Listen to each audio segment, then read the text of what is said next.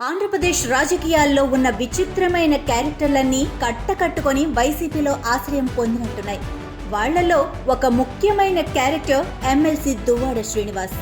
గురువారం రాత్రి దువ్వాడ శ్రీనివాస్ ఇద్దరు కుమార్తెలు ఆయన ఇంటి ముందు కారులో వెయిట్ చేయటం, వారిద్దరిని ఆయన లోపలికి రానివ్వకపోవటం తెలుగు రాష్ట్రాల్లో సంచలనం సృష్టించింది.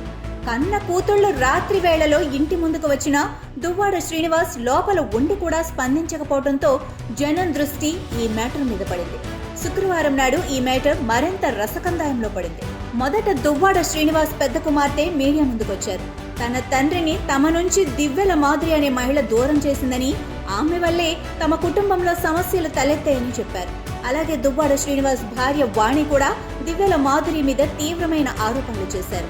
తన భర్తతో మాధురి అక్రమ సంబంధం పెట్టుకుని ఆయన తమకు దూరం చేసిందని, ఇక తనకు దువ్వాడ శ్రీనివాస్తో ఎలాంటి సంబంధం అవసరం లేదని చెప్పారు. కాకపోతే ఆయన టెక్కలిలో తన రాసలీలలు జరపటం వల్ల తనకు తన కుమార్తెలకు సమస్యగా మారిందని, ఆయన టెక్కల నుంచి వెళ్లిపోతే మంచిదని ఆమె చెప్పుకొచ్చారు. తన భర్తని లోపర్చుకున్న దివ్యల మాధురి చాలా మంది మహిళల అభ్యంతరకర వీడియోలు తీసి వాళ్లను బ్లాక్మెయిల్ చేస్తుందని కూడా వాణి ఆరోపించారు.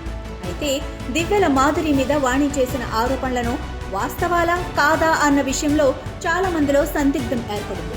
ఈ ముగ్గురు వైసీపీ నాయకులే కాబట్టి రాజకీయ కక్షలేమైనా మనసులో పెట్టుకుని దివ్యల మాధురి మీద వాణి ఆరోపణలు చేస్తున్నారన్న కోణంలో కూడా చాలా మంది ఆలోచించారు.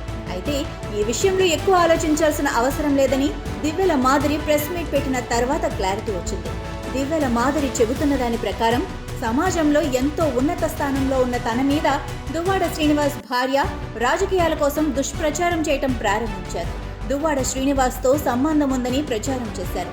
దాంతో తనకు ఏం చేయాలో అర్థం కాక ఆత్మహత్యకు ప్రయత్నిస్తే దువ్వాడ శ్రీనివాస్ తనకు ధైర్యం ఇచ్చారు, తన దగ్గరే ఉంచుకున్నారు. దాంతో అప్పటి నుంచి తాను దువ్వాడ శ్రీనివాస్తోనే కలిసి ఉంటుంది.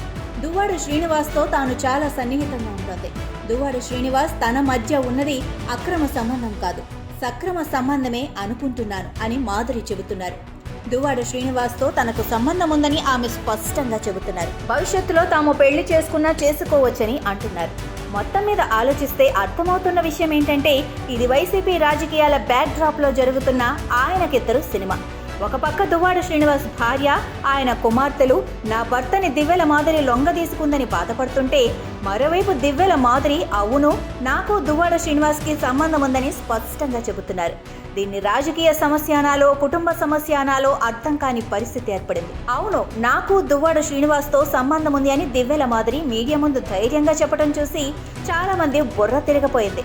ఇంత జరుగుతున్నా దువ్వాడ శ్రీనివాస్ బయటకు రావటం లేదు.